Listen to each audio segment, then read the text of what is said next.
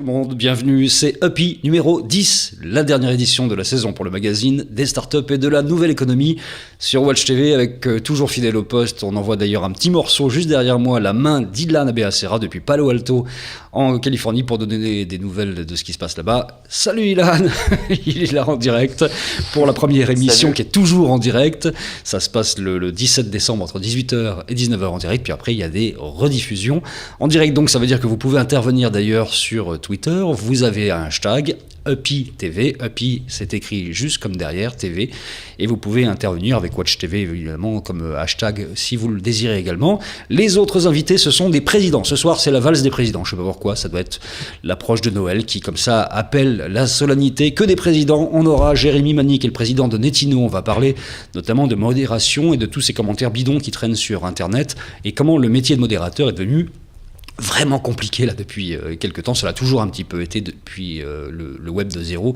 Et là, modérateur aujourd'hui, avec tout ce qui se passe, avec ces histoires de salves de racisme ou pas qui sont sur le web, il y a quand même du boulot et on parlera de tout ce qui se passe dans ce secteur-là avec lui. On parlera de vin également, c'est un peu de circonstance, en tout cas ça va l'être dans quelques jours, avec Thierry Godet qui est le patron de Cavissima qui fait du vin en ligne, mais pas que, parce que Cavissima, en fait, c'est votre cave réelle qui n'est pas... elle est gérée virtuellement, mais elle est vraiment là, votre cave, elle est quelque part en Bourgogne, notamment, puisqu'il y a plusieurs chais, et vos vins sont en train de vieillir tranquillement, vous pouvez les vérifier sur Internet, et Cavissima n'a pas arrêté d'évoluer depuis son lancement il y a quelques années. Et puis on parlera également de recyclage, de troc circulaire précisément, avec My Recycle Stuff, qui est dirigé par Vincent de Montalivet, qui est président, lui également, il nous rejoindra tout à l'heure, et My Recycle Stuff, c'est tout simplement le troc circulaire, la possibilité de dire je veux, par exemple, donner ce stylo. En échange de ce stylo, je voudrais une voiture, évidemment. Et au passage, j'ai quelqu'un qui peut échanger ce stylo contre ce joli logo de Watch TV et échanger ce joli logo contre une télévision. Ça s'appelle le troc circulaire. J'espère que vous avez compris. Si vous ne l'avez pas compris, on fera le point tout à l'heure. Bienvenue, c'est parti pour Uppy numéro 10.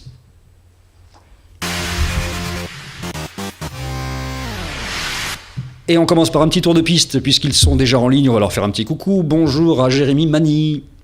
Bonjour.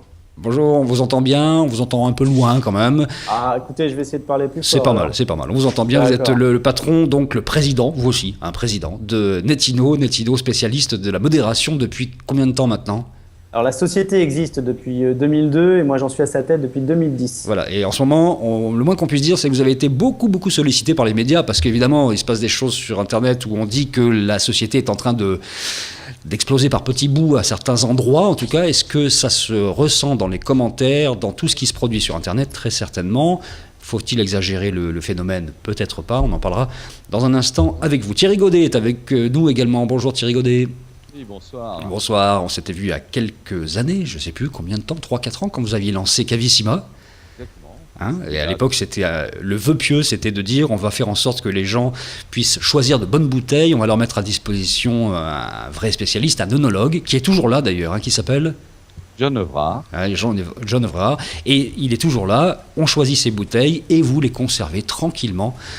On dit un chai ou une chai, je ne sais même plus, tiens. Un chai. Un chai, bien sûr. En Bourgogne, il y en a un autre d'ailleurs ailleurs. On conserve les vins en Bourgogne, on conserve les vins également à Genève, et puis dans quelques jours, on va annoncer le lancement d'un chai à Paris pour nos amis parisiens. Un chai à Paris.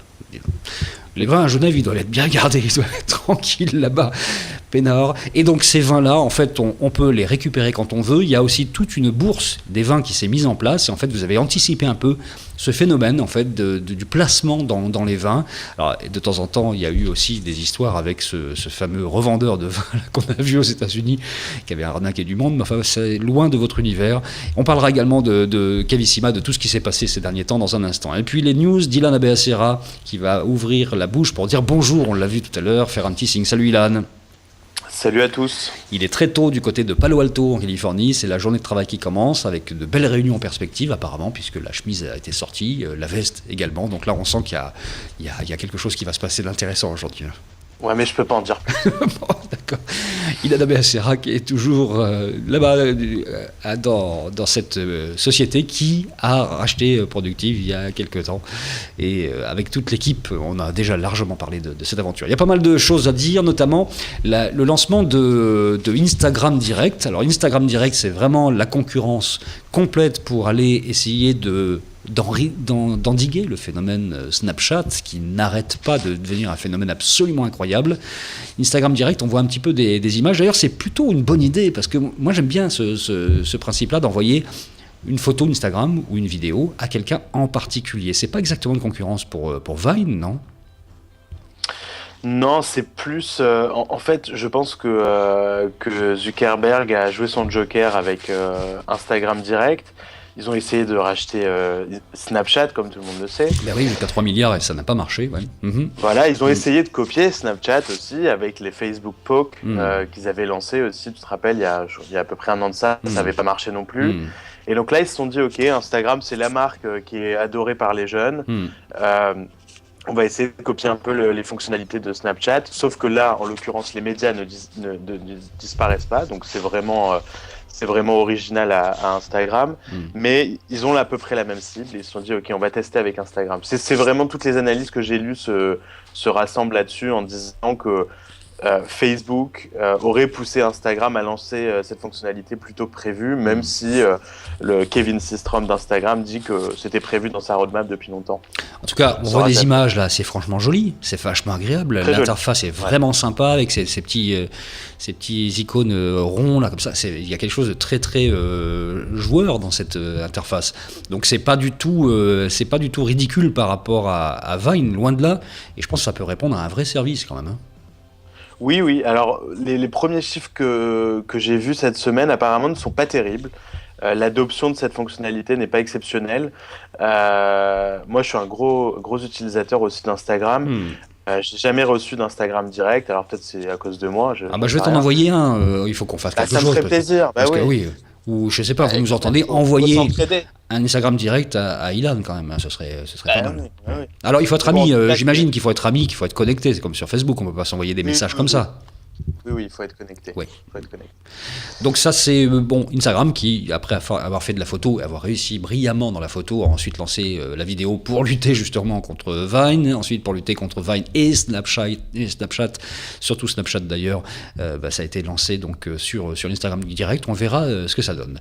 Il y a une start-up française qui fait un truc vraiment, vraiment sympa. Et je suis content de les voir parce que c'est des gars que j'avais rencontrés, et toi sûrement aussi, il y a quelques années, qui avaient fait une autre start-up, j'ai oublié le nom d'ailleurs, je ne sais plus comment ça s'appelait, leur start-up à l'époque. Ils ont lancé Mindy, on va le dire comme ça, Mindy. Et Mindy, c'est vraiment... je te laisse faire le pitch en fait. Alors Mindy, moi je les ai rencontrés à Palo Alto il y a 3 semaines, ils venaient pour lever des fonds. Et en fait, donc c'est 3 Français qui sortent des Beaux-Arts, donc déjà un profil assez original pour monter une start-up, et qui sont venus pitcher leur app. Et leur app, en gros, c'est un espèce de Vine ou d'Instagram vidéo. Encore. Mais la particularité, c'est que il n'y a pas de son. Le son est remplacé par de la musique. Et donc la musique, en fait, donc ils se servent d'iTunes. Tu peux choisir la musique ou tu peux chercher dans iTunes une musique. Donc, tu as 15 secondes. iTunes, en fait, te laisse écouter gratuitement 15 secondes. Donc, ils utilisent ça. Et la musique est la bande-son de ta vidéo. Et donc, ensuite, tu as tout type de vidéos hyper créatives autour de cette musique. Et c'est super sympa. Je suis presque accro. Et l'appli a 2-3 semaines maintenant. Et là, ça fait le tour du monde. Ça y est, c'est Jack Dorsey qui l'utilise. C'est Michael Harrington.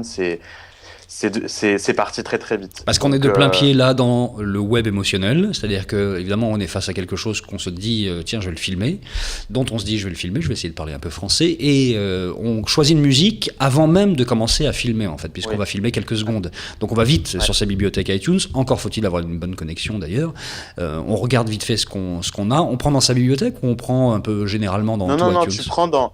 Non, en fait, ils font appel à l'API d'iTunes. Ah donc, on a accès à tout. Donc, depuis leur appli, tu peux chercher n'importe quel chanteur qui est sur iTunes, n'importe quelle musique. Et donc, non, l'intégration est super bien faite, l'appli est super simple. Et en fait, tu swipes de haut en bas pour continuer à suivre en fait les autres musiques de ton réseau. T'as évidemment ce qu'on appelle les staff pics, donc Mindy qui met en avant des vidéos créatives. Et je crois que la consommation est incroyable. Il me disait qu'un usage moyen, en fait, c'est 50 swipes. Donc tu regardes 50 vidéos. Aussi, un des gros avantages, quelque chose qui se passe aujourd'hui qui n'était pas vrai il y a quelques mois, c'est que maintenant Facebook, je sais pas si tu as remarqué, mais dans leur appli mobile, il commence à jouer la vidéo toute seule. Donc quand tu passes sur le newsfeed, tu as la vidéo qui démarre. Et donc les gens consomment beaucoup plus de vidéos sur leur mobile qu'avant grâce à ça. Et Mindy utilise ça. Donc je pense que ça les aide aussi à grandir. Bon, ça fait le bonheur de tous les opérateurs, évidemment, notamment ceux qui vendent de la 4G, puisque c'est rapide et efficace quand on est en 4G sur son téléphone, et que ça vous bouffe largement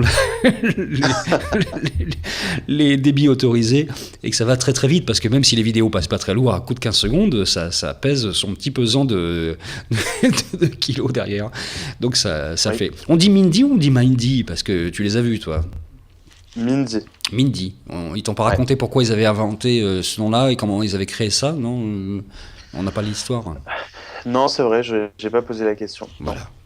J'ai trouvé que le nom était mignon, j'ai pas été chercher plus loin. Bon, c'est des Français qui commencent à faire parler d'eux aux États-Unis, puisque j'ai vu que TechCrunch, d'autres avaient relayé vraiment ça, trouvé l'idée assez géniale. C'est vrai que tout ce qui se passe autour de la vidéo très très courte aujourd'hui est en train de devenir absolument essentiel. Mais là, avec la musique, ils viennent de passer un cap intéressant. Ce qui serait intéressant, c'est de pouvoir faire des vidéos un tout petit peu plus longues, avec pour une fois de la musique qu'on puisse utiliser, et ça serait avec, par exemple, Spotify ou Deezer. Mais alors là, il faudrait rentrer dans une autre dimension où on puisse enfin utiliser de la musique, de la vraie musique pour ces vidéos, ce qui est une vraie catastrophe. D'autant qu'on sait que YouTube est en train de faire la chasse de plus en plus à l'utilisation de vidéos. Ça devient même impressionnant, parce qu'on utilise quelques secondes de musique non autorisée sur YouTube. Quelle galère, me dit-on dans le casque. Et tout de suite, YouTube vous le signale instantanément en vous disant: vous n'avez pas les droits sur cette musique, revenez un autre jour. Et ça marche pas. Tu sais que les rumeurs disent que YouTube est en train de travailler sur un service de streaming à la Spotify et Deezer. Ah ouais. Voilà, donc c'est pour ça qu'ils sont en train de faire YouTube, ça va être de plus en YouTube plus étant le important. premier fournisseur de musique au monde, tout le monde le sait, bien devant Spotify et Deezer, puisque les gamins vont essentiellement sur YouTube pour regarder ou écouter de la musique, puisqu'il y a énormément de morceaux qui sont sur YouTube qui sont tout simplement, j'ai jamais compris pourquoi ça marchait autant de regarder une image fixe absolument bidon et d'avoir de la musique sur YouTube, parce qu'il y a des services pour la musique, mais bon, ça marche comme ça. Un autre Français qui est à San Francisco, qui a lancé un truc assez marrant et qui, à mon avis, coïncide bien avec l'état d'esprit de la Silicon Valley, c'est Pascal Lévy-Garbois qui a monté Six Doors. C'est quoi Six Doors? Oui. Alors Six Doors, c'est en fait un service qui te permet de commander des articles des boutiques et artisans de ta ville. Donc on parle pas des grosses boutiques, vraiment des petits magasins, des petits commerçants, depuis ton mobile. Donc en l'occurrence, c'est lancé qu'à San Francisco pour le moment. Ils ont à peu près une 50aine de boutiques, je crois, sur leur plateforme, qui en fait uploadent leur catalogue de produits sur Six Doors. Et toi, tu es quelque part dans San Francisco, tu as besoin d'un cadeau ou tu veux faire une, je sais pas, même en ce moment par exemple, c'est les cadeaux de Noël. Donc c'est très orienté cadeau avec des objets très originaux et c'est lancé à San Francisco. C'est monté par Pascal Lévy-Garbois qui est un des cofondateurs de Virtuose, qui était une start-up bien connue française qui a ensuite été partie aux États-Unis, qui avait levé beaucoup d'argent et qui s'est fait racheter l'année dernière par Nuance, qui est un des spécialistes du Natural Language. Et voilà, c'est la nouvelle start-up de Pascal, qui était d'ailleurs, disclaimer, un investisseur et très bon ami dans Productive. Voilà. Et on se fait livrer physiquement par quelqu'un, a priori, c'est ça? Ouais, tu sais, c'est vraiment la grosse tendance du moment. Donc, depuis ton mobile, tu commandes quelque chose et une heure plus tard, quelqu'un te l'amène chez toi. Donc, c'est dans la tendance des Uber et autres de commander un objet physique ou en l'occurrence une voiture dans le offline depuis ton mobile. Donc ça, c'est vraiment... Et ça fonctionne mieux quand c'est quelqu'un qui vient que quand c'est un drone, on en parlait la dernière fois, avec les délires d'Amazon. Tiens, ça devrait faire rêver Thierry Godet, je ne sais pas s'il est toujours en ligne, oui, il doit être toujours là avec nous, Thierry Godet, le président de Cavissima. Ouais, évidemment que de faire de la livraison comme ça, de la main à la main, ultra rapidement, très localement, Bon, évidemment, vous, les vins, localement... Non, on va installer des pipelines avec nos plus gros clients. Hein. C'est une bonne idée, ça. Un pipeline entre Genève et Paris, en passant par la Bourgogne, ça serait à peu près le chemin d'ailleurs, et qui alimenterait en fait tout ce coin-là en bon vin, ça pourrait être une bonne idée. Vous avez, vous, des problèmes de livraison comme ça? Il y a des enjeux qui sont importants chez Cavissima en matière de... Il y a beaucoup de clients réclament leur vin au moment de la période des fêtes. Des fêtes, maintenant, donc. Et on est vraiment sur le fond, sur le plan de la logistique. C'est très, très important de livrer dans de bonnes conditions et ça se passe bien. On a beaucoup travaillé avec quelques très, très bons logisticiens pour que les vins des clients, la propriété des clients puissent effectivement être livrés au bon moment et dans les bonnes conditions de sécurité. Voilà. Et parce qu'évidemment, chacun a sa propre cave, on le disait tout à l'heure, les vins ne sont pas stockés chez soi, mais c'est vous qui prenez en charge la conservation, le vieillissement dans des chais de ces vins. Donc tout le monde a envie de récupérer 2-3 bonnes bouteilles dans cette période de fête, donc ça crée des problèmes logistiques qui sont évidents. On va parler également un petit mot de ça avec Nettino, mais Jérémy Mani, vous n'avez pas ce genre de soucis-là pour l'instant, puisque tout ce que vous fabriquez pour l'instant est plutôt en livraison virtuelle. Ce sont des produits virtuels que vous gérez, vous, même si c'est pas toujours simple et qu'il y a des problèmes de logistique également, Jérémy. Oui, nous finalement on livre rien, on fait plutôt retirer les choses et le plus rapidement possible. Et ça c'est la même contrainte, il faut aller vite. Alors Nettino s'est créé sur l'idée qu'il y avait un web 2.0 qui était né il y a maintenant 7-8 ans, qui était un web participatif, collaboratif, un web du commentaire et de la discussion. C'est un peu comme ça qu'il s'est défini. Et évidemment, très très rapidement, les entreprises se sont retrouvées face à un dilemme assez fort. Est-ce qu'on doit en interne gérer toute la vie sur Internet, tous les commentaires, ou est-ce qu'on doit faire appel à des externes? Et très rapidement, ils ont compris, vu la masse de commentaires qui sont arrivés et d'interactions qui peuvent se passer sur le web, qu'il fallait absolument faire appel à des gens comme vous. C'est un métier qui est arrivé naturellement, qui est le métier vraiment hérité du Web 2.0, le vôtre. Disons qu'il y a plusieurs raisons qui font que ça s'est externalisé assez rapidement. La première des contraintes, c'est la volumétrie pour certains clients, mais c'est aussi le besoin de couvrir 24 heures sur 24, 7 jours sur 7. Et ça, toutes les sociétés ne sont pas forcément organisées pour assurer une astreinte le soir et le week-end, même si la volumétrie n'est pas toujours importante à ces moments-là de la journée. Et ensuite, il y a des questions d'outils également. On se rend compte qu'avec la multiplicité des réseaux sociaux, par exemple, on parlait d'Instagram, avec Ilan, on parlait de YouTube. Bon, c'est autant de réseaux sociaux avec Facebook, bien évidemment, et quelques autres qu'il faut désormais couvrir. Et c'est beaucoup plus simple quand on a un outil qui permet de récupérer les flux de messages de tous ces endroits et les recentrer au même endroit pour un même modérateur. Il y a quelques années, vous aviez fait une petite vidéo, elle n'est pas toute jeune, mais elle qualifie un petit peu le boulot que vous faites, et j'aimerais bien qu'on la regarde parce qu'elle est vraiment jolie, cette vidéo-là, avec tous ces petits logos, vous vous souvenez évidemment. C'est Nettino, regardez ça.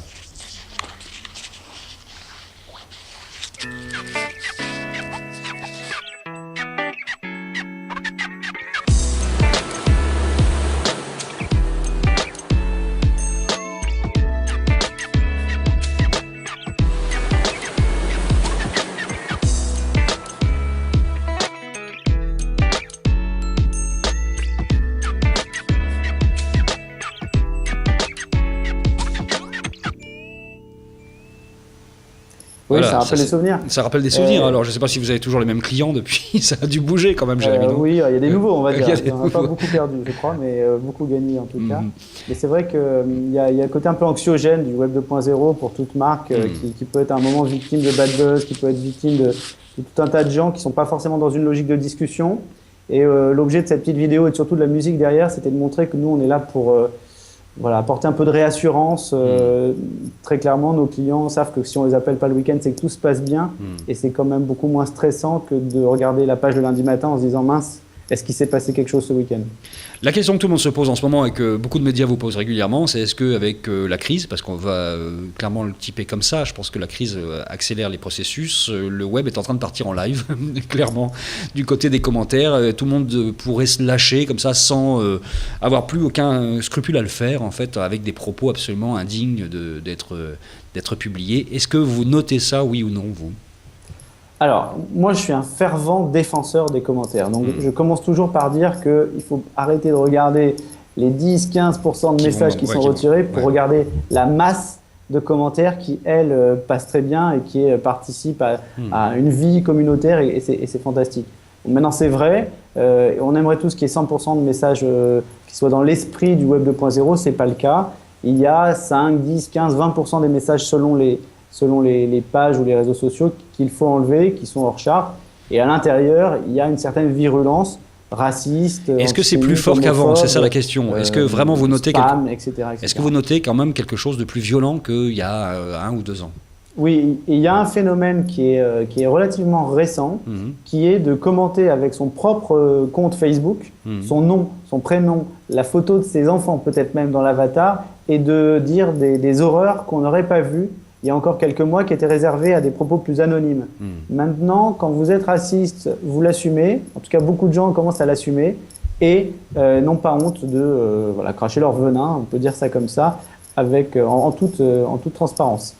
Ça, c'est assez terrible. Ilan, est-ce qu'on note un phénomène un peu identique aux États-Unis où la crise sévit également? Oui, j'ai quand même le sentiment de voir ça un peu moins aux États-Unis. Maintenant, encore une fois, ici on est un peu dans une bulle, donc c'est un peu difficile. Mais je vois ce qui se passe en France, par contre. Je suis très souvent horrifié quand je lis un article sur Le Figaro, Le Monde.fr, de voir sur des médias quand même assez gros, de voir les commentaires. C'est incroyable. Sur Facebook, c'est pareil. Hier, je lisais un peu toute l'histoire qu'il y a autour des quenelles là, de Dieudonné. Effectivement, comme on vient de le dire, les gens diffusent leurs photos, leurs noms, etc. Et puis ils font le signe de la quenelle. C'est incroyable. Je trouve que c'est incroyable. Et je le vois beaucoup plus en France. Mais bon, peut-être parce que j'y fais un peu plus attention aussi. Donc c'est pas un phénomène qui, pour l'instant, alerte les médias américains. Il n'y a pas non, vraiment de on n'en parle pas. On n'en parle pas tant que ça, non. Et on en parle peut-être trop en France également, puisqu'en faisant ça, en parlant, ce qu'on est en train de faire d'une certaine façon, mais je l'assume, on donne finalement de la publicité à ce genre de comportement, Jérémy aussi. Non, il y a quelque chose qui est de l'ordre du serpent qui se mord la queue, à mettre en avant ce genre de pratique, parce que c'est évidemment pas la majorité, heureusement. C'est ça. C'est la complexité qu'on a dans notre métier, à parler de notre métier, sans donner l'impression que tout est noir dans ce métier, parce que moi, tous les jours, je vois des commentaires fantastiques et on est sur beaucoup de médias. Et c'est vrai qu'Ilan parlait de commentaires qui peuvent parfois déraper sur des grands médias. Ça reste une minorité, je crois, et on voit aussi au moins autant, et si ce n'est plus, de commentaires vraiment pertinents, qui apportent un angle différent à l'article, qui complète en tout cas cet article ou qui donne une variété de points de vue. Et ça, c'est fantastique. Là, je parle de médias, mais c'est aussi vrai sur des grandes marques qui entament un dialogue avec leurs clients, consommateurs ou fans, ou d'e-marchands qui entament un dialogue avec leurs clients. Mais est-ce que d'une façon globale, vous notez qu'il y a une relation qui se durcit un peu, par exemple avec les marques? C'est-à-dire qu'évidemment, il y a tous ces propos racistes, mais on ne va pas rester 3 heures en orbite autour de ce sujet-là. Mais est-ce que d'une certaine façon, le web deviendrait plus cash quand il s'agit de s'adresser par exemple aux marques en direct via Twitter ou via des blogs ou des sites? Alors, ce qu'on peut dire, c'est que les réseaux sociaux sont contestataires par nature. Ceux qui ont la motivation de prendre leur plume et leur stylo, c'est pas le cas, leur clavier, on va dire, pour poster sur Twitter ou sur Facebook sont généralement des gens qui veulent se plaindre ou qui veulent taper là où ça fait mal parce qu'ils n'ont pas été pleinement satisfaits du service et qui veulent que tout le monde le sache. C'est aussi une façon d'accélérer le traitement, on en est conscient. C'est d'ailleurs le problème qu'on a sur Twitter. La plupart des clients consommateurs ont compris que quand ils se plaignent sur Twitter, ils vont avoir une réponse beaucoup plus rapide que s'ils envoient un email ou qu'ils appellent. Parce que le traitement est raccourci, parce que c'est nouveau, parce qu'il y a un community manager derrière. On l'a tous fait. Qui prend ça en main. En tout cas, moi, je l'ai fait. Et c'est vrai que ça marche. Ça marche parce que la marque, d'un coup, on sait qu'il y a un community manager qui est derrière, qui se dit, oula, regarde un petit peu si vous avez des gens qui vous follow, regarde qui vous êtes, et si vous êtes un petit peu dans le web, ça marche bien. Alors évidemment, si vous êtes quelqu'un qui a 2 followers, ça marche un petit peu moins bien. Oui, mais les réseaux sociaux, notamment Twitter, Facebook, sont des canaux de relations clients, mais avec la particularité que ce sont des canaux de relations clients publics. C'est-à-dire que quand vous vous plaignez, c'est visible en théorie du web entier. Et c'est là où le bas blesse, c'est qu'on peut difficilement laisser une plainte en ligne sans y répondre. Alors la tentation de certains community managers, même si c'est de plus en plus rare, c'est d'enlever la plainte. Et là, généralement, il y a un effet boule de neige et un retour de bâton qui arrive assez vite.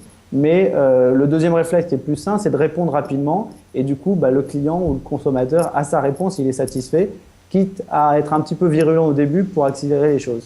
La modération, aujourd'hui, ça se fait toujours à la mano, comme on dit. C'est vraiment des hommes, ou est-ce que finalement, il y a des logiciels qui vous permettent d'être beaucoup plus radicaux? J'imagine que c'est un petit peu les deux, mon capitaine, non? C'est de plus en plus les deux. Une modération humaine, c'est complètement impossible. Alors, vous pouvez prendre 3 stagiaires dans un garage, mais ça ne vous permet pas de traiter des grands volumes et beaucoup de clients. Et la modération entièrement automatisée, c'est encore un fantasme de science-fiction. Il y a beaucoup trop de second degré, de sarcasme, de façons différentes d'exprimer une opinion pour réussir à tout automatiser. Surtout que si on veut faire de quelqu'un un hater en l'occurrence, ou quelqu'un qui va se venger, et on lui coupe son commentaire alors qu'il n'y avait rien de méchant à l'intérieur, ça le donne énervé quand même. Hein. Donc il faut être très très très touchy là-dessus. Hein. C'est la problématique de notre métier, c'est qu'on passe notre temps à justifier des erreurs et on ne peut pas dire que les 1000 derniers messages ont été traités tout à fait correctement quand il y a une erreur. Et comme on est sur un travail qui est quand même globalement humain, une erreur sur 1000, ça peut arriver. Donc oui, c'est la difficulté de ce métier qui a d'autres avantages, mais c'est de toujours justifier les quelques erreurs. C'est comme les trains. Voilà, on n'applaudit pas le conducteur qui arrive à l'heure. Par contre, dès qu'il y a 5 minutes de retard, on grogne. C'est un peu la même chose pour nous. Thierry Godet, vous avez déjà eu à gérer ce genre de situation avec un de vos clients en particulier, par exemple, ou plusieurs, enfin, je ne sais pas, sur une situation donnée. On sait que le service, on ne peut jamais le rendre à 100% parfaitement tout le temps, qu'il y a de toute façon, de temps en temps, un grain de sable dans le rouage et que ça s'emballe assez vite sur Internet. Est-ce que vous avez dû gérer ça? Est-ce que vous avez dû gérer des commentaires? On a eu un ou deux enfin, on a eu un client qui n'avait rien compris au service et donc moi j'ai utilisé comment dirais-je, l'outil pour pouvoir lui répondre directement. Enfin, les clients peuvent laisser un avis sur un site qui est indépendant. Et ça, c'est très, très bien. Moi, je trouve que les clients ont besoin de ça. Ils sont un peu comme une banque, donc ils ont besoin de se rassurer. Et moi, je réponds toujours très, très, très, très vite. Et je fais une réponse toujours très, très circonstanciée. Et les clients apprécient. Et puis, on a eu un acteur qui s'est acharné sur nous. On a utilisé différentes méthodes dont vous avez parlé, et puis la meilleure méthode, ça a été d'essayer de dialoguer avec cette personne et de l'inviter au dialogue. Et plus je l'invitais au dialogue, et plus ses commentaires devenaient moins acerbes et moins agressifs. Bon, j'en ai plus entendu parler, mais voilà, c'est quelqu'un. Alors, je ne sais pas d'où il venait, comment il venait, etc. Mais on a retourné la situation simplement par du dialogue. Voilà. Il faut dire que vous êtes dans un secteur qui est très très concurrentiel depuis quelques années sur le web et qui a aussi, on le sait, dans la concurrence, la possibilité pour certaines marques, pour certains acteurs d'Internet de faire intervenir des gens qui vont tout simplement commenter, des faux haters en l'occurrence, qui vont aller salir un peu des sites. Vous avez été victime de ça? Vous avez déjà eu affaire à ce genre de choses en sachant pertinemment que ça pouvait venir que d'un concurrent éventuel ou pas? Oui, tout à fait, parce que on voit très bien par la nature des questions le niveau de professionnalisme, et il y a des fois où effectivement on se rend véritablement compte que ce sont des concurrents qui cherchent à nous nuire. En même temps, moi je le vis au 2e degré, ça me fait toujours plaisir quand on cherche à me détruire, ça veut dire que je prends de l'importance. Donc c'est peut-être un peu prétentieux mon discours, mais bon voilà, parce que on se dit toujours, est-ce qu'on est dans le vrai, est-ce que notre offre est de bonne qualité, est-ce que on est toujours dans le doute sur Internet parce que ça reste froid, et donc finalement il suffit de répondre tranquillement et puis de répondre toujours avec des faits, jamais d'être dans le mode subjectif, toujours dans le mode concret, et puis après les clients, les autres visiteurs, ils apprécient, ils voient qu'on répond rapidement, et après comme on a toujours les clients au téléphone, ils nous disent voilà, on a vu que vous répondiez, on a vu que vous étiez présent. En tout cas, ce que je veux simplement signaler, c'est qu'on a peu de concurrents qui ont comment dirais-je, des avis qui sont laissés par des clients utilisateurs, et c'est une force, c'est une véritable force. Parce que ça donne véritablement de la visibilité et de la dimension au sérieux de notre activité. Jérémy Mani, sur ces histoires de commentaires qui sont, on va dire, à charge ou à décharge sur un site, est-ce que vous avez eu le senti, vous, qu'il y avait des professionnels du commentaire bidon qui commençaient à devenir de plus en plus pointus dans leur façon d'agir? Est-ce qu'on traque ou pas ces commentaires? Est-ce que les marques vous demandent à un moment précis d'éliminer des commentaires? Est-ce que ça peut arriver, même s'ils sont élogieux, mais qui ont l'air trop bidons et qui salissent finalement l'ensemble de la chaîne des commentaires? Alors, pour être tout à fait honnête, on ne nous demande pas d'enlever ceux qui sont trop élogieux, même si on voit que parfois... Parce que parfois ça fait rire quand même, franchement. Hein. On voit tellement que c'est le bidon, que surtout dans l'hôtellerie, par exemple, où il y a des choses absolument incroyables. Oui. Maintenant, c'est vrai qu'il y a des faux commentaires qui sont réalisés. Ça a été tout l'objet de la norme AFNOR qui a été édictée cette année, après quelques mois de réflexion. L'objet, c'est d'essayer d'apporter un peu de transparence dans ces avis-là, parce qu'il peut être tentant pour un e-marchand de mettre sous le tapis des avis négatifs. Alors, soit parce qu'on critique son propre site, soit parce qu'on critique un produit qu'il aurait éventuellement surstocké, et ça ne l'arrange pas forcément d'avoir des avis négatifs sur ce produit, il va avoir du mal à le vendre derrière. Mais d'un autre côté, comme Thierry le disait, quand les avis sont bien faits, c'est un vrai outil marketing et généralement la plupart des sites font quand même bien leur travail. Donc il y a une volonté chez les marchands sérieux de se doter de cette norme AFNOR pour garantir qu'il y a une modération qui consiste à traiter de façon plus transparente possible les avis, de ne pas retirer les avis négatifs, de répondre bien évidemment, mais de jouer le jeu. Ça, c'est les marchands sérieux. Et quand vous tombez sur des moins sérieux, vous leur dites quoi?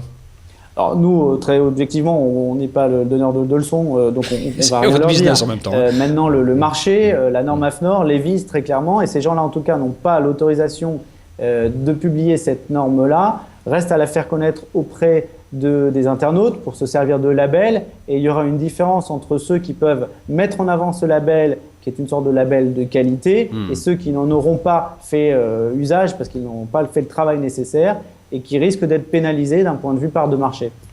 Aujourd'hui, vous êtes combien? 140, 150 chez Nettino? On est une grosse vingtaine au siège et on a 150 opérateurs dans le monde. Qui sont un peu répartis dans différents endroits. En France et à l'étranger. Ilan, est-ce que du côté des États-Unis, il y a des enjeux sur toute cette partie justement notamment de commentaires, de modération qui sont nouveaux ou pas? Ou est-ce que finalement on est à peu près dans la même dynamique que celle qu'on connaît en France? Non, je pense que c'est à peu près pareil. Moi, ce sur quoi je m'interrogeais, en fait, c'est à quel point la vérification de l'identité peut influer sur la qualité des commentaires. Donc là, comme le disait Jérémy, en fait, aujourd'hui, on s'aperçoit que avec leur réelle identité, les gens n'ont plus peur de poster des commentaires horribles. Mais je sais qu'il y a quelques startups quand même qui vont un peu plus loin là-dessus.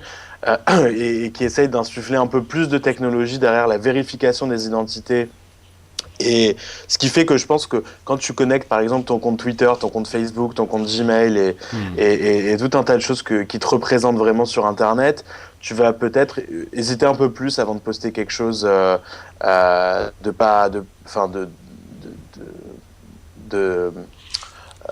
terrible, quoi. De racisme. Voilà, raciste. Et encore, ça dépend beaucoup du contenu. Enfin, les marques, c'est une chose, mais quand on parle de gros sujets de société, ça devient très difficile à lire les commentaires. Et pour reprendre l'exemple de tout à l'heure, juste les articles qui concernent des manifs sur le mariage gay, par exemple, en France, un commentaire sur deux, t'as pas envie de le lire. Vraiment, c'est autant que ça, quoi. C'est quand même quelque chose qui est assez étonnant, parce que quand je me souviens, en 2005, le Web 2 a commencé à exister, tout le monde vantait les mérites de la transparence en disant il faut savoir qui parle et d'où est-ce qu'il parle. Et si on fait en sorte que les gens qui s'expriment sur Internet, y compris dans les commentaires, soient des gens qu'on puisse qualifier, qu'on puisse identifier, finalement tout ça va s'auto-réguler. Ça a marché une bonne partie du temps, et on s'aperçoit que ça a ses failles aussi, ça a ses faiblesses, et qu'aujourd'hui, finalement, on a des gens qui sont des sortes de kamikazes du commentaire, c'est-à-dire qu'ils osent carrément venir non masqués pour sortir les pires aberrations. Donc finalement, il faut s'adapter à ça, hein, Jérémy. Il faut s'adapter à cette nouvelle donne aussi. Plutôt 2 ans que Facebook ne nécessitait pas de modération sur les pages de marque parce que c'était des vrais comptes. Je comprends qu'on puisse avoir ce raisonnement-là, mais il n'était pas corroboré par les faits. Et aujourd'hui, c'est plus le cas.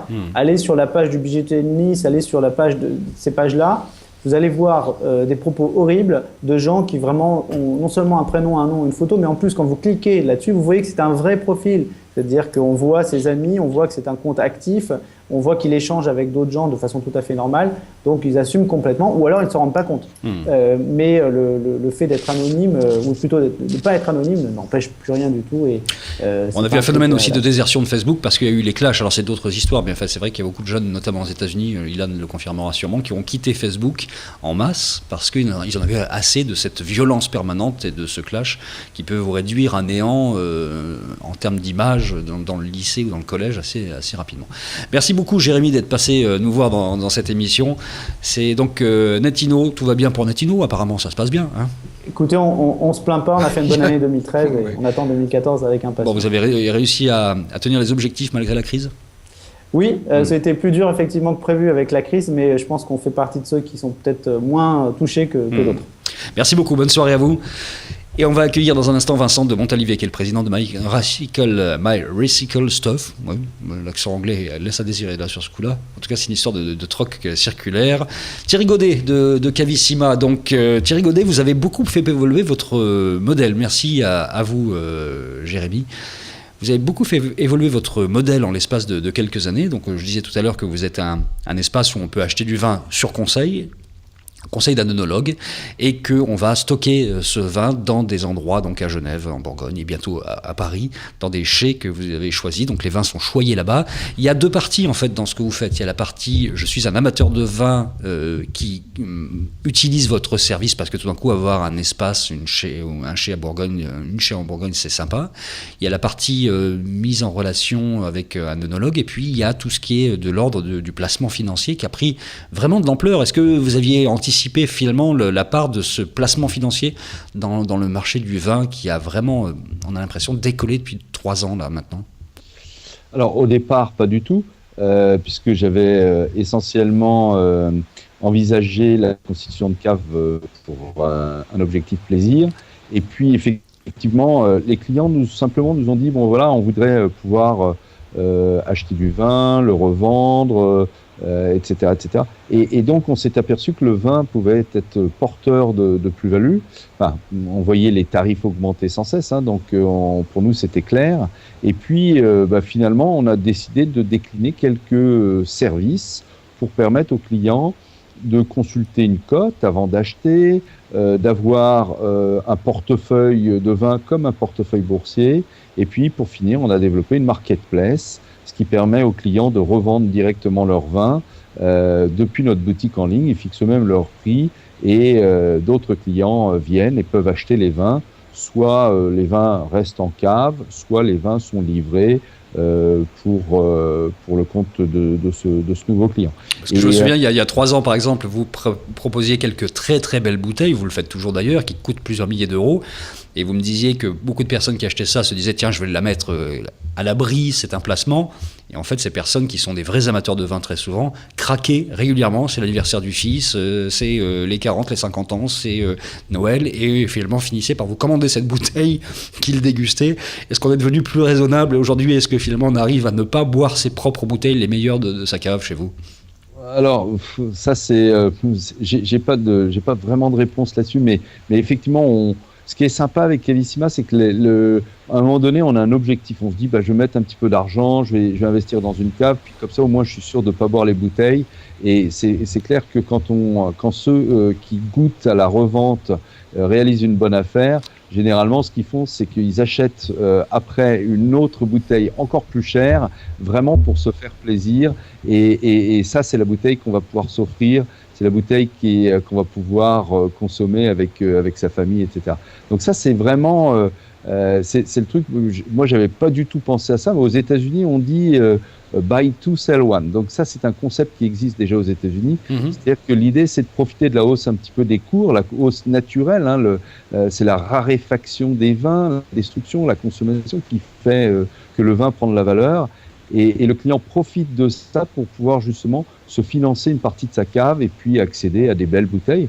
Moi, j'organise régulièrement des dégustations et on rencontre les clients. Ils me disent, mais vraiment, c'est super parce que grâce à vous, on peut s'offrir des belles quilles.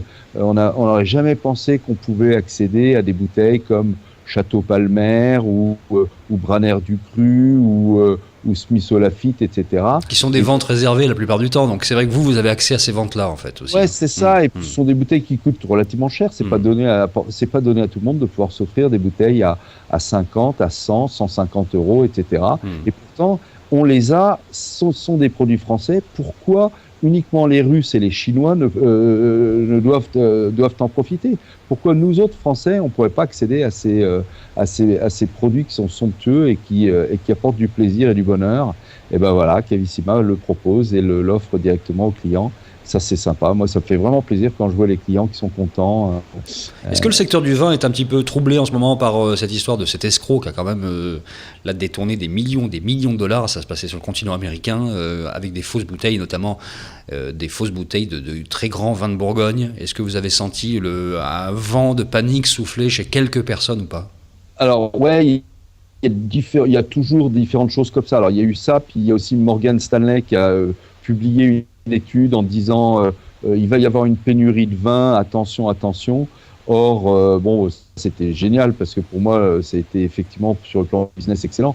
Mais moi, j'ai pris tout de suite la parole puis j'ai expliqué que c'était faux, qu'il fallait pas écouter ce genre d'études, qu'elle n'était pas fondée. Au contraire, il y aurait suffisamment de vent. Alors, ceci étant, il y a pénurie quand même dans certaines régions, notamment Bourgogne. Mais pour revenir sur la contrefaçon, c'est très très bien la contrefaçon parce que ça permet justement de faire évoluer la technologie. Moi, je vois des systèmes de cartes à puces qui vont se mettre, des puces qui vont se loger sous les étiquettes des bouteilles et qui vont permettre justement d'authentifier les bouteilles, de vérifier l'authentification d'un vin. Et ça, il y a des systèmes qui vont être déployés et qui arriveront en Chine. Et les Chinois, avant d'offrir une bouteille, vont pouvoir, avec leur smartphone, vérifier que le vin n'est pas une contrefaçon. Et ça va aller dans le bon sens. Ah bah ça, si les Chinois se mettent à vérifier qu'on leur envoie des trucs qui ne sont pas des contrefaçons, c'est vraiment le monde à l'envers, là. Oui, mais ils y sont sensibles, parce que, justement... ça a été, en fait, si vous voulez, ce qui s'est passé aussi, c'est que le château Lafite, juste pour prendre un exemple, le château Lafite, il s'est échangé jusqu'à 1700, 1800 euros la bouteille, et la bouteille vide se vendait dans les rues de Shanghai à 120 euros. Et oui. Et pourquoi? Parce qu'il y avait justement des gens qui recyclaient, qui remplissaient à nouveau cette bouteille pour la remettre en circulation, etc. Mais ça a tué la marque Lafite. Lafite aujourd'hui se vend, ils n'arrivent plus à sortir 400 euros, 500 euros, même à 500 euros, ils n'arrivent pas à vendre. Les pauvres, ils ont été véritablement anéantis. Et ça, c'est le drame. C'est le drame de toute cette industrie du luxe qui n'a pas su se protéger suffisamment tôt et qui a cru véritablement dans la Chine. C'est quand même un peu un miroir aux alouettes pour l'instant. Il faut dire que les bouteilles de vin sont quand même les seuls produits de luxe au monde dont le packaging est fait en général avec une bouteille de verre et une étiquette qui est fabriquée par la grand-tante ou le cousin. C'est-à-dire qu'il y a vraiment très très peu de technologie dans tout ça. Exactement. Et c'est un vrai problème. C'est que ça fait longtemps qu'on devrait utiliser des technologies pour les étiquettes et que ça n'a pas été fait jusqu'à présent, en tout cas pas en France. Exactement. Et là, il y a toute une industrie qui est en train de se créer qui s'appelle la traçabilité et ça, c'est vraiment intéressant. Et ça va dans le bon sens. On a vu apparaître un nouveau visage tout à l'heure dans le petit carré magique, là où il y avait 4 visages. C'est celui de Vincent de Montalivet. On va lui dire bonjour. Bonjour Vincent. Bonjour à tous. Vous êtes où là exactement? Je vois plein de livres là derrière vous. Vous m'entendez? Oui, on vous entend très bien. Libraire, en fait. Non. Je ne suis pas libraire. Qu'est-ce que je fais exactement? C'était ça la question? Non, je voulais savoir où vous étiez en fait. C'est pas une librairie ou c'est... Où je suis dans un espace de coworking avec plusieurs structures qui travaillent à Paris. D'accord, ça a l'air sympa en tout cas. Des briques et beaucoup de livres. Vous êtes le président de My Recycle Stuff qui fait du troc circulaire. On va avoir l'occasion d'en discuter dans un instant parce que l'idée est vraiment sympa. C'est tout bête parce que le troc circulaire finalement c'est une activité économique qui existe depuis à peu près tout le temps. Je crois que depuis l'histoire de l'invention des échanges entre hommes, on a fait du troc circulaire. Donc vous allez nous raconter comment vous avez mis ça en place dans un petit instant. En tout cas, bienvenue. Thierry Godet, donc on disait que vous avez mis en place une sorte de place de marché maintenant parce que finalement il fallait réguler cette demande qui est claire d'échanger, de vendre des bouteilles et autant le faire entre utilisateurs finalement de Cavissima, mais pas que j'imagine, puisque sur cette place de marché n'importe qui peut venir. Bien sûr, n'importe qui peut venir, n'importe qui peut acheter des vins. Alors c'est ça qui est intéressant, c'est que pour l'utilisateur, enfin pour le nouvel entrant, le nouvel acheteur, il a la certitude que les vins sont d'origine, sont authentiques, puisqu'on achète uniquement des vins jeunes. On fait pas de la brocante dans le vin.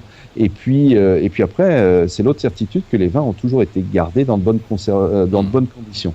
Et donc là, on va pouvoir acheter du vin. Alors, il y a des affaires qui sont canons, puisqu'il y a des gens qui ont besoin de se refaire un petit peu une santé financière, un divorce, une perte d'emploi, etc. Donc, ils sont prêts à faire des efforts conséquents sur le prix de la bouteille.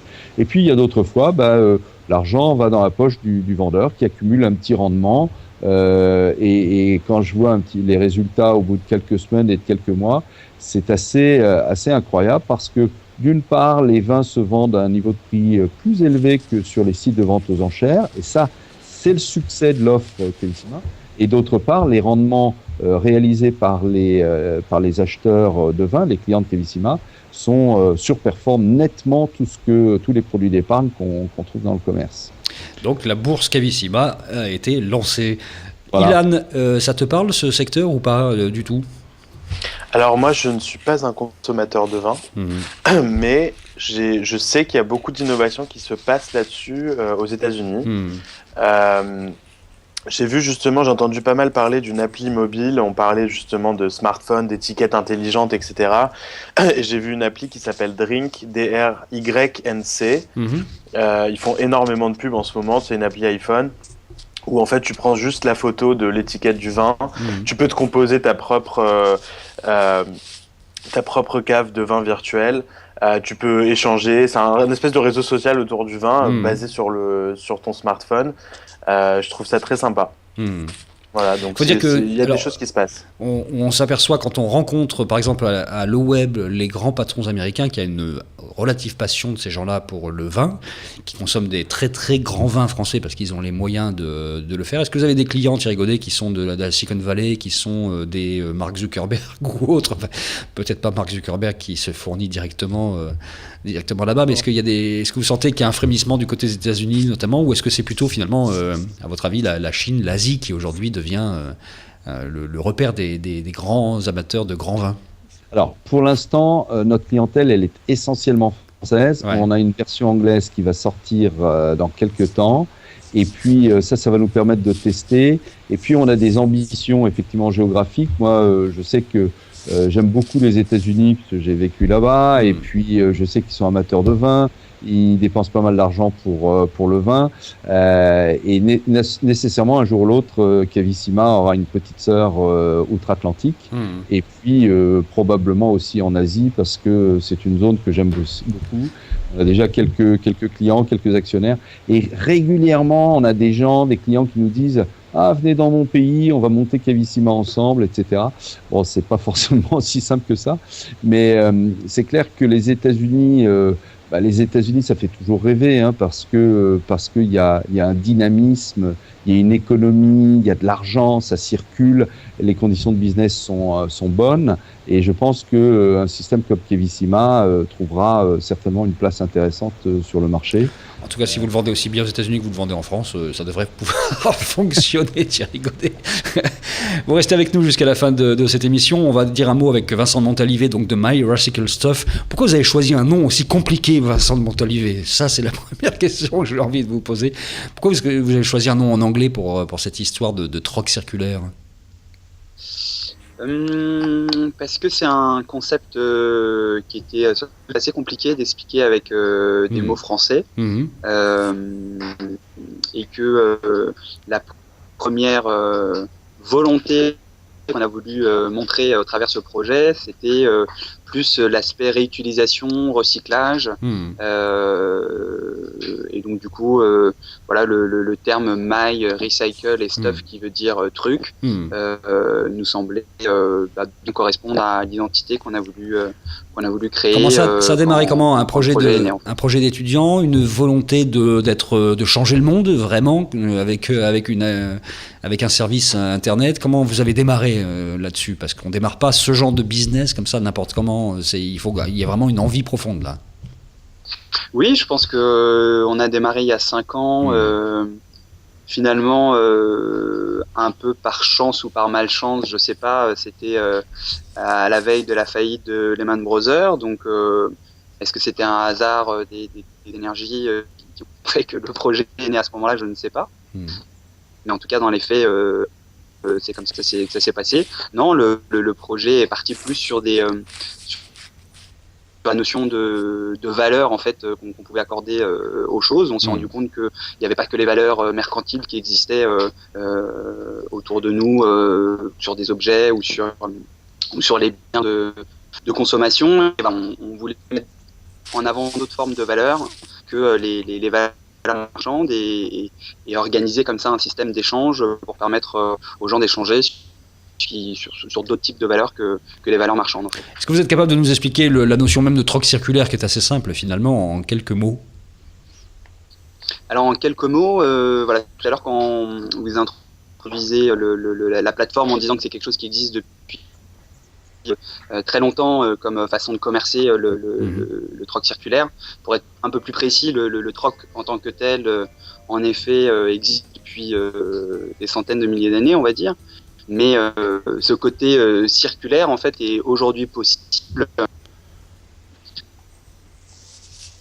j'ai l'impression grâce aux nouvelles technologies qui permettent de calculer en fait des systèmes de matching intelligents de telle manière à non plus commercer à deux de manière bilatérale où on va donner et recevoir quelque chose à la même personne, mais plutôt de manière circulaire, c'est-à-dire qu'on va donner quelque chose à une personne et recevoir quelque chose d'une autre personne en faisant partie d'une chaîne qui en fait est bouclée et forme un cercle d'échange en fait à plusieurs. En fait, c'est le système des bourses d'échange qui existe depuis très très longtemps, même parfois des siècles dans les villages aussi, ça a fonctionné depuis toujours, où on crée une espèce de valeur virtuelle, c'est-à-dire qu'on pouvait décider que tiens, il y a des pingouins sur l'écran, tel produit valait 5 pingouins, un autre valait 10 pingouins, et que finalement on mettait comme ça une espèce de valeur, la valeur qu'on voulait mettre à chacun des produits. Est-ce que vous êtes obligé de passer par une notion de valeur pour chacun des produits? J'imagine qu'il faut quand même arriver à qualifier à chaque fois quel est le potentiel de chaque objet qui va être mis sur le marché, sur le circuit, non?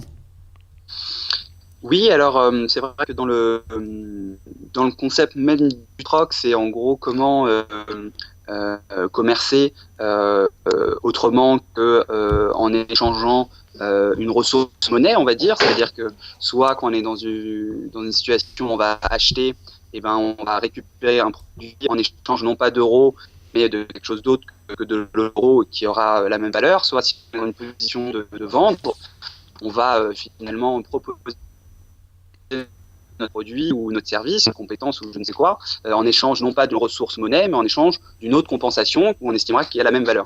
Donc il y a en effet ces problématiques de valeur qui existent dans le troc. Et la particularité du troc, c'est qu'en fait on change un petit peu de paradigme que dans le cas où on est simplement dans une relation marchande sur un achat ou sur une vente, où là on a une valorisation monétaire qui existe avec un marché, on va dire que tout le monde connaît, de place de marché classique. En fait, le troc, la valeur, comment elle se crée et quelle notion il y a derrière cette valeur, c'est en fait un ratio entre ce qu'on va proposer et ce qu'on recherche en échange. Et à partir du moment où le membre estime, lui, que en échange d'un rameur, là je vois un rameur qui apparaît, je suis prêt à donner une cafetière, c'est que pour lui, quelque part, son rameur, il prend tellement de place chez lui, et ben, il est prêt à le brader contre une cafetière parce qu'il a absolument besoin d'une cafetière demain parce que il en a marre de boire du thé chez lui. Oui, donc ce ne sont pas que des valeurs fiduciaires en fait. Oui, il y a des phénomènes qui se créent. En fonction des besoins et des usages qui sont possibles quand on raisonne en termes de troc et qui sont subjectifs. Et donc la valeur correspond encore une fois à un ratio entre ce qu'on va proposer et ce qu'on recherche en échange, alors que dans les places de marché classiques, ça va être soit un achat, soit une vente qui va avoir une valeur précise et qui va être uniquement possible de commercer en échange d'une ressource monnaie. D'ailleurs, je me souviens plus quel était le gars qui sur Internet était parti d'un objet extrêmement simple, genre un briquet en plastique. Vous vous souvenez de cette histoire-là? C'était un trombone, oui, tout à fait. Un trombone, absolument, et qui avait réussi à aller jusqu'à $1 million, je crois bien, de valeur quasiment. Une maison, hein. Une maison, ouais, tout à fait. Ouais. Donc c'est la preuve que sur Internet, comme dans la vraie vie d'ailleurs, la valeur qu'on donne à un objet, c'est la valeur d'utilité, la valeur sentimentale, la valeur d'usage. Ça n'a rien à voir avec les valeurs, c'est d'une certaine façon une autre forme, plus élaborée d'échange entre les gens qui est en train de se passer, une économie collaborative qui marche sur une dimension émotionnelle un petit peu. Oui, tout à fait. C'est vrai que vous faites bien de dire que le troc existe, on va dire, sans quelque part Internet non plus, les nouvelles technologies, etc. Hein. Combien de mamans ont dit, je vais chercher ton enfant ce soir et toi tu iras la semaine prochaine. Finalement, on est dans une transaction gagnant-gagnante. On se rend service un soir et l'autre personne nous rend service l'autre soir. Donc ça, il n'y a pas besoin de plateforme Internet pour faire ça. Après, c'est vrai que Internet permet de faire quoi, hein, c'est avant tout un réseau qui va permettre de connecter les gens de manière plus ambitieuse, plus importante, avec beaucoup plus de personnes qui vont utiliser ces moyens de commercer. Et c'est vrai que sans cette nouvelle économie collaborative, où quelque part chaque personne fait partie, apporte quelque chose sur la plateforme, forcément le projet n'aurait pas pu voir le jour. Et c'est vrai que quand on l'a créé, encore une fois, il y a 5 ans, c'était des termes qui n'existaient pas. Hein. C'est des termes qui se sont créés dans les 3-4 dernières années avec le livre notamment de Rachel Botsman, qui a réussi d'un point de vue marketing vraiment très à l'américaine, à conceptualiser le terme de l'économie collaborative en allant prouver finalement aux industries traditionnelles qu'il y avait réellement un intérêt pour elles de regarder ce qui est en train de se faire dans ce domaine-là. Hein. Aujourd'hui, on parle même de crowd company, hein. C'est le dernier terme qui est venu à la mode là avec les conférences de l'O-Web qui a eu lieu il y a quelques jours. Donc voilà, tout ça c'est vrai est en train de bouleverser un petit peu l'économie et Internet y est pour quelque chose, mais c'est avant tout des êtres humains qu'il y a derrière qui font que cette nouvelle économie est possible.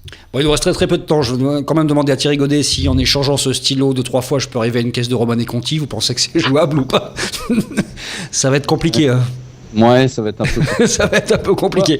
Je vais vous dire, moi j'ai un souvenir de troc au fin fond de la Birmanie où j'avais échangé des petits échantillons de parfum contre des petits pois à opium et ça avait été une expérience inoubliable dans ma carrière de vendeur et d'acheteur. Oui, ça c'est sûr si vous avez acheté de l'opium. Non, des pois à opium.